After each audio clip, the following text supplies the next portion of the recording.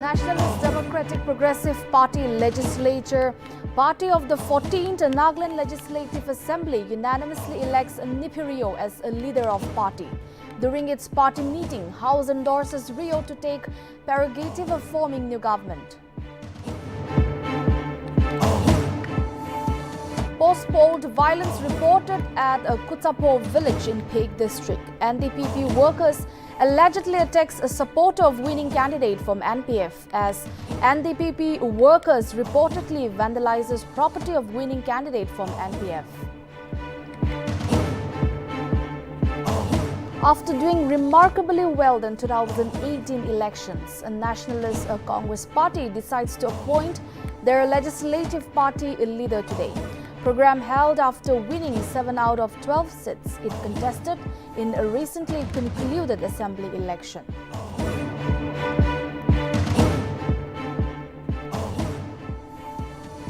State creates history by electing 2 women candidates for first time in 2023 assembly elections on Thursday, while Salhotunu Crusoe won from the Western Angami Assembly constituency and Hekani Jakalu clinched the Mabu 3 constituencies.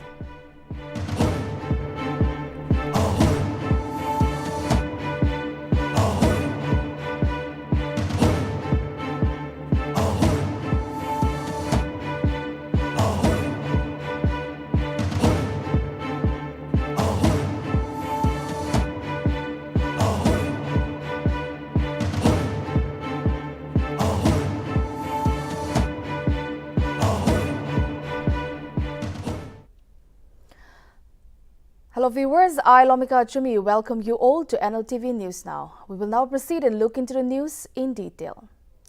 The Nationalist Democratic Progressive Party Legislature Party of the 14th Nagaland Legislative Assembly during its first meeting at the NDPP Central Office in Kohima on Friday, after the general elections, unanimously elected Nltv as the leader of the party and endorsed him to take the prerogative of forming the new government. Notably, the party during the meeting adopted a 4-point resolution while also resolved to work with the vision for peace and development and take Nagaland towards a state of excellence. Furthermore, at the meeting chaired by NDPP Secretary General Abu Mehta, the Chief Minister Nltv and Party President Jingwang Konyak congratulated and welcomed all the newly elected NDPP members of the NLA.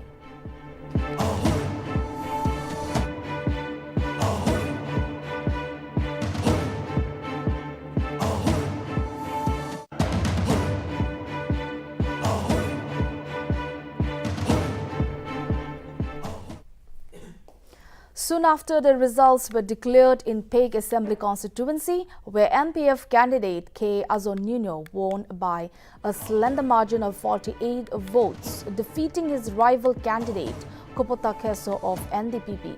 Some untoward violence were reported from Peck. It has been learned that some NDPP workers, irate by the result, have allegedly attacked some supporters of winning candidate from NPF. Notably, the NDPP workers vandalized the properties of private residences of Chipakuyu Rako, Kuzuluzo Nuno and NPF Vice President Razukui Rako of 19 Peck Assembly constituency. Notably, the family members escaped from the incident area and took shelter at a jungle.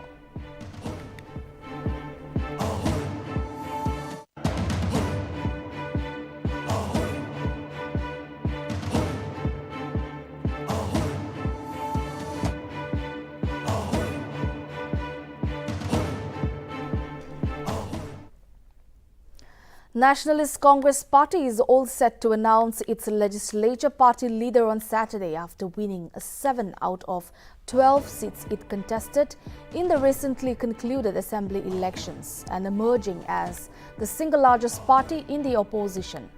Reportedly, party's National General Secretary and Northeast in charge, Narendra Verma, would be arriving in the state on Saturday, after which certain decisions will be taken. It is to be mentioned that the winning NCP candidates include Y. Mhonbe Mohumsoy from Woka, Y. Mankau Konyak from Montown, A. Pongshipom from Longland, S. Toyho Yepto from Suruhoto, Namrin Chang from Tanning, Victor Shohe from Atoize, and P. Longong from Noklak.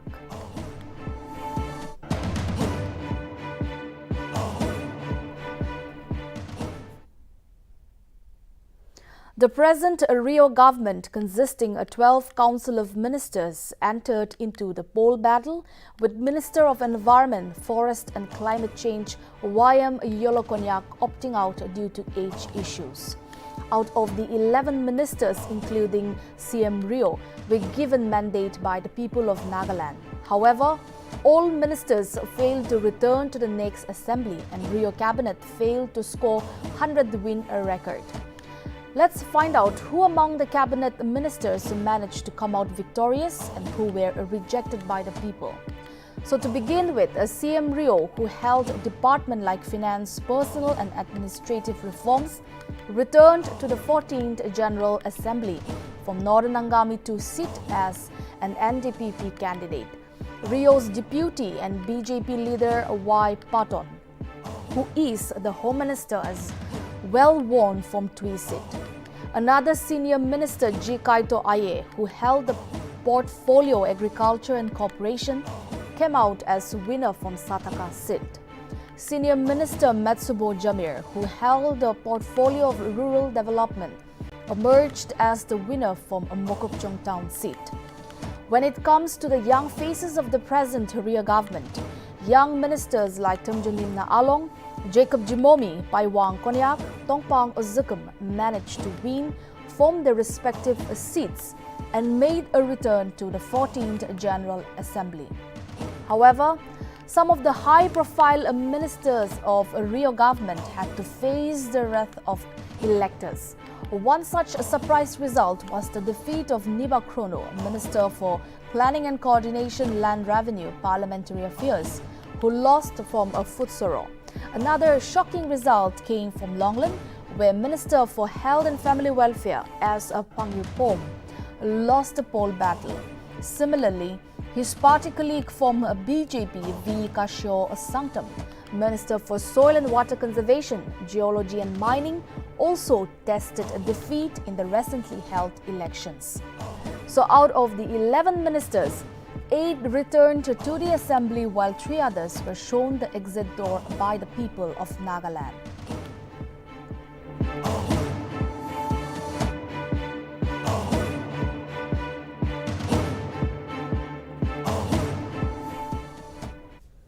National General Secretary of Lok Janshakti Party Ramvilas, Dr. Ajay Kumar Pandey, addressing a press conference in Dimapur on Friday, said that Nagaland is reeling under the same problems like JDU-ruled Bihar.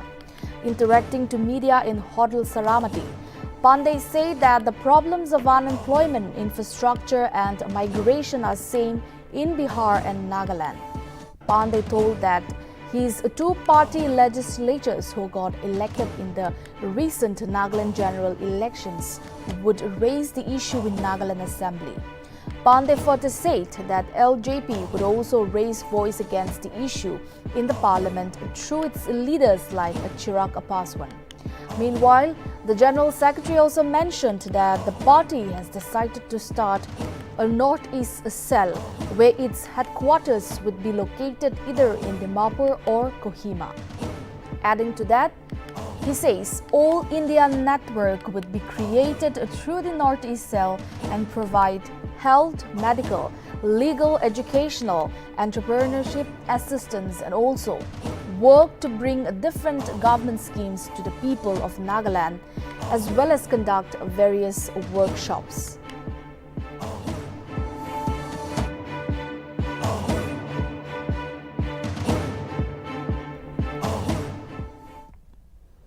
Power Department has informed all the electricity consumers of all categories under the Dimapur Electrical Division that raid would be conducted on defaulting consumers for non-payment of power bill, theft of power through hooking, tampering of energy meters and pilferage of energy meters. Notably, the electricity consumers includes government consumers, bulk, industrial, commercial and domestic consumers. Further, Electrical Division Dimapur informed that the exercise would be carried out at various locations under Dimapur Electrical Division with immediate effect without a further notice. Therefore, in order to prevent inconvenience, all customers have been reminded to pay any unpaid bills and to stop engaging in illegal activities.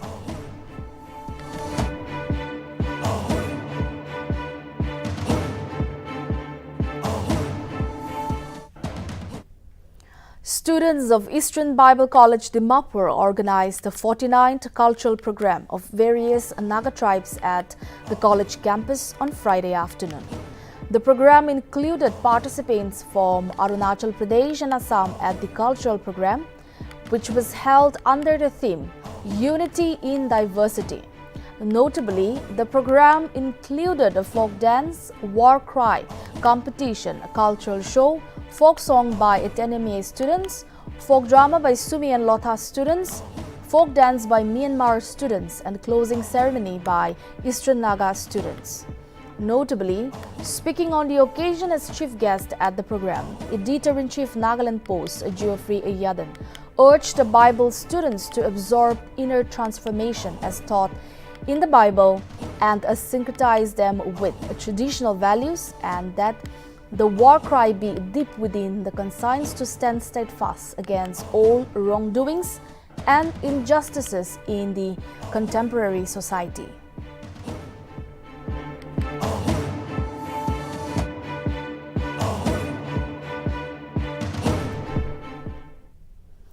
NABARD sponsored a one-day seminar on rural agricultural extension, a catalyst for alleviating poverty through sustainable farming and averting food crisis on Friday. The seminar was organized by Department of Commerce, Livingston Foundation, International College Dimapur at LFIS Auditorium. Notably, General Manager NABARD Regional Office of Dimapur, Tiakala Ao, highlighted the role played by National Bank for Agriculture and Rural Development and its mission to promote a sustainable and equitable agriculture and to empower agriculture and rural sector through a microfinancing at the seminar. Tiakala mentioned the major issue of land holding in agriculture, as the local farmers hold small lands, which makes it difficult for them to acquire modern ways and means of agriculture. She further informed on the importance of rural agricultural extension in disseminating information on farm technologies, support equal learning, and assist farmers in developing their technical and managerial skills. Resource Person, Director of Nagaland, Dr. Sosang Longkamer, told the gathering on commercial mushroom farming in Nagaland.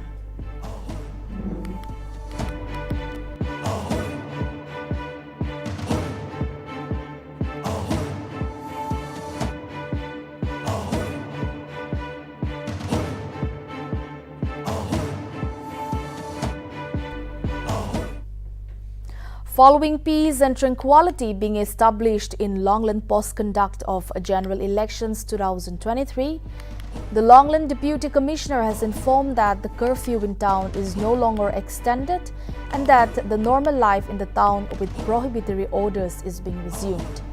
The District Magistrate further imposed prohibitory order whereby any movement and unlawful assembly of more than 5 persons is prohibited from 12 noon of 3rd March 2023 till 12 noon of 6th March within the administrative jurisdiction of Longland Town.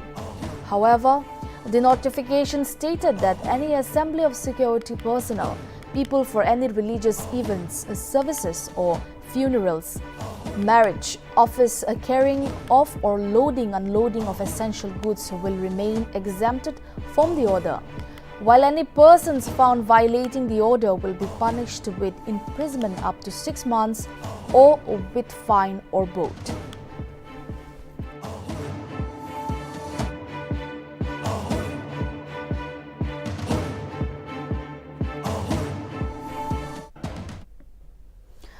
Seminyu Deputy Commissioner and District Magistrate Dr. Zakikolio Chusi, through a consultative meeting with the District Executive Force, have decided to set up a temporary jail detention center in the district in anticipation of any situation subsequent to the promulgation of curfew in parts of the district under Section 144.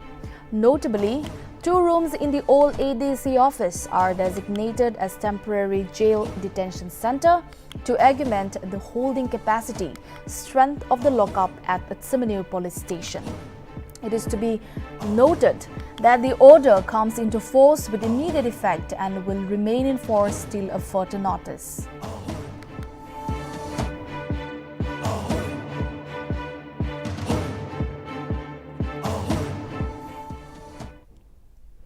Naga Students Federation has extended best wishes to all the students appearing in the HSLC and HSSLC examinations 2023, which will be conducted by Nagaland Board of School Education. NSF President Kegwahung Tep and Secretary Medovi Iri have requested all the appearing candidates to work hard of putting all their efforts in order to come out successfully in the upcoming examination. Meanwhile, the Federation has appealed to the Power Department to ensure that a stable electricity is provided across the state in view of the HSLC and HSSLC exam. Further, the Students' Federation requested all responsible citizens to extend cooperation by maintaining a conducive atmosphere.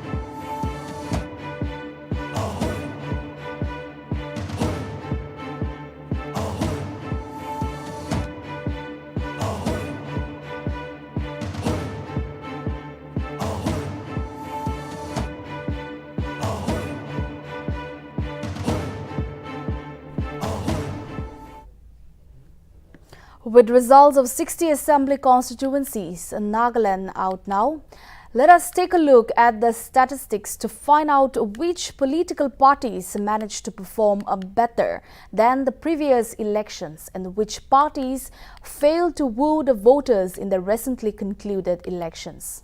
So to begin with, we have LJP Ramvilas in 2023. They secured 2 seats, while in 2018 they did not get any seats, so the difference here we see is 2. And next we have INC. INC, both in 2018 and 23 elections, they did not score a single seat.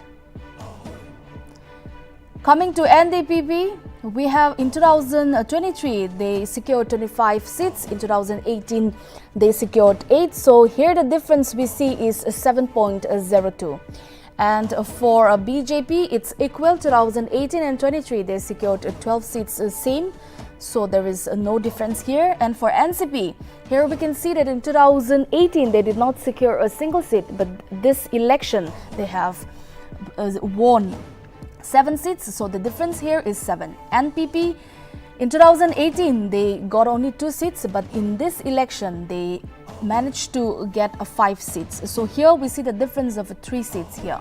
And for NPF there is a major loss here because in 2018 they secured 26 seats. However, in this election, 2023 election, they could manage to get only 2 seats. So here the difference we see is 24.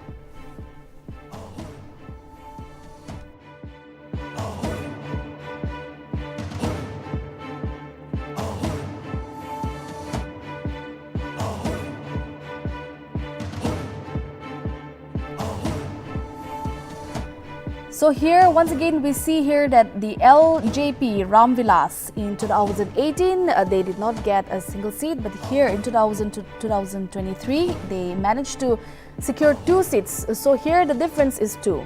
For the Congress, it's the same. In 2018 as well as 23, they did not get a single seat. And for RPI,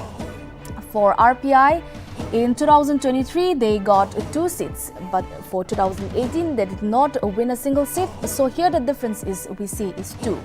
For JDU, it's the same again, because in 2018, they managed to get 1 seat. And in 2023, this election as well, they secured 1 seat. And for independent candidate, here in 2018, just 1 seat was secured by an independent candidate. But this year, 2023, they performed better and 4 seats are secured by the independent candidates. So here the difference we see is 3.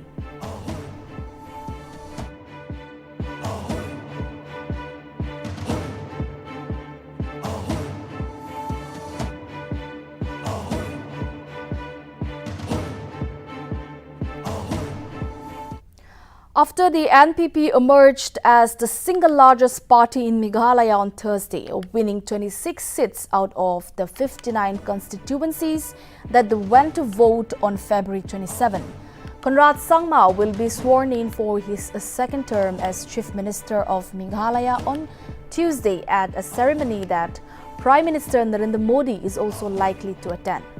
Notably, the chief of the National People's Party submitted his resignation letter to Governor Phagu Chauhan on Friday and staked claim to form the new government in the state.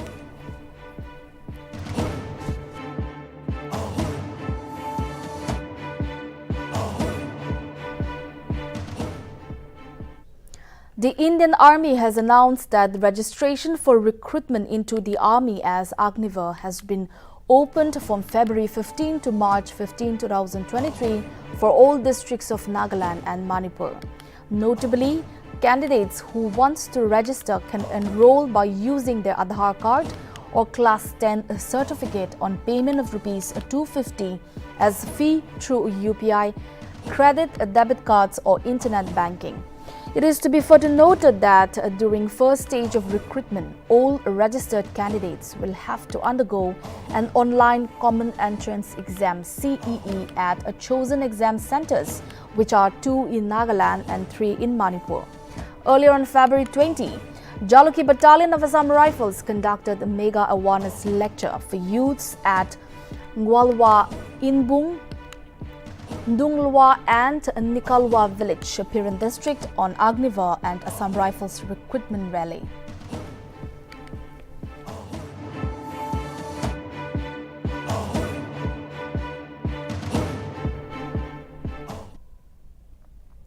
Hockey India on Friday announced a new chief coach for the Indian men's hockey team. Craig Fulton has been appointed as the new chief coach of the Indian men's hockey team ahead of the home matches in the FIH Hockey Pro League, which will be starting from March 10. Notably, the 48-year-old South African has nearly 25 years of coaching experience and will join the team at the earliest after completing of formalities. Craig's rise to fame started with the Irish men's team as the head coach between 2014 to 2018, when the team qualified for the Rio Olympic Games 2016.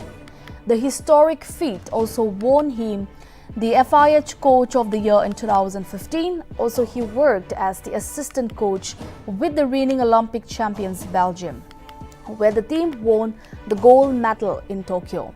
Notably, he was also part of the Belgian coaching staff when the team lifted the World Cup in 2018 in Bhubaneswar. Further, the 48-year-old was named Belgium Coach of the Year 2023 after coaching the Belgium club, which won the Belgium League. Notably, he has also played at the World Cup and Commonwealth Games.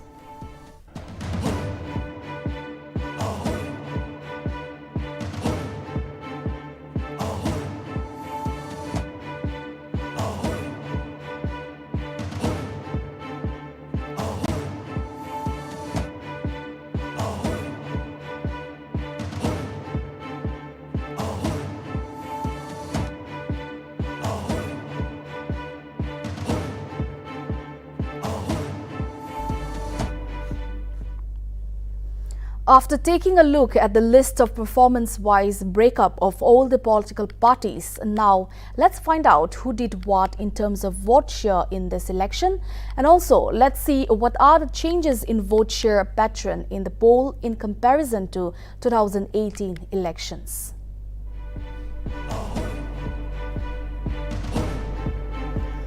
So to begin with, we will start with NDPP. In 2023, this election, the vote share of NDPP is 32.22%, while in 2018, their vote share was 25.2%. So here the difference is 7.02.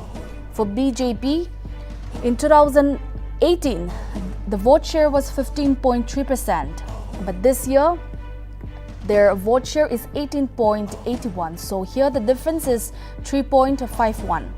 Coming to NCP, in 2018, their vote share was just 1.1%.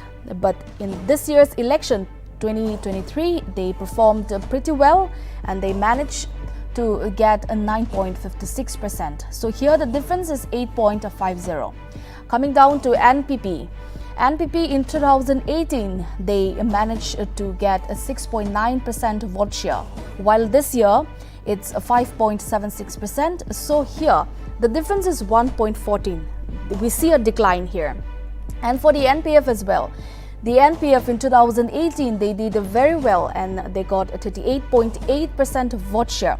However, in this year's election 2023, they managed to get only 7.09%, which here we see is a huge difference. And here it's 1.14.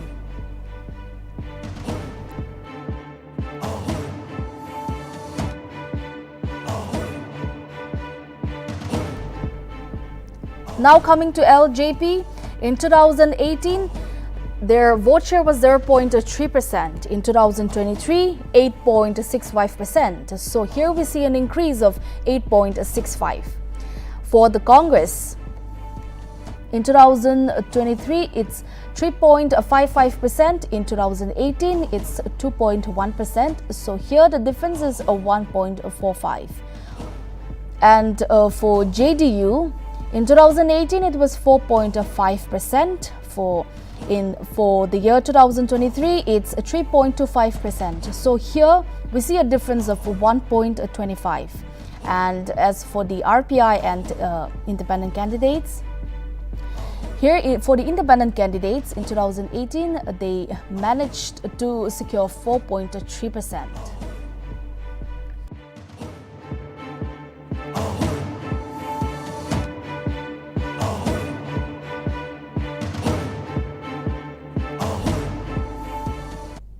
After winning the assembly election from Along Taki constituency, Nagaland BJP chief Tumjanimna Along on Saturday conveyed a heartfelt congratulations to the Chief Minister of Nagaland, Nipi Rio.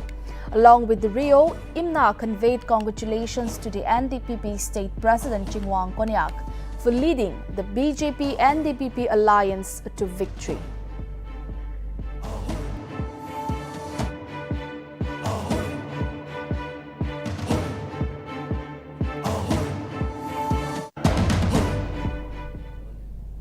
Dear viewers, that's all we have for now. Keep watching Nagaland TV.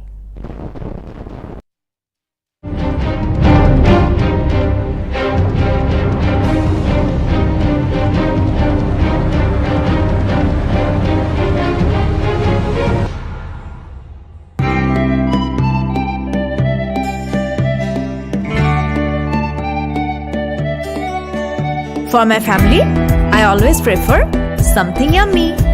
And it should be healthy too.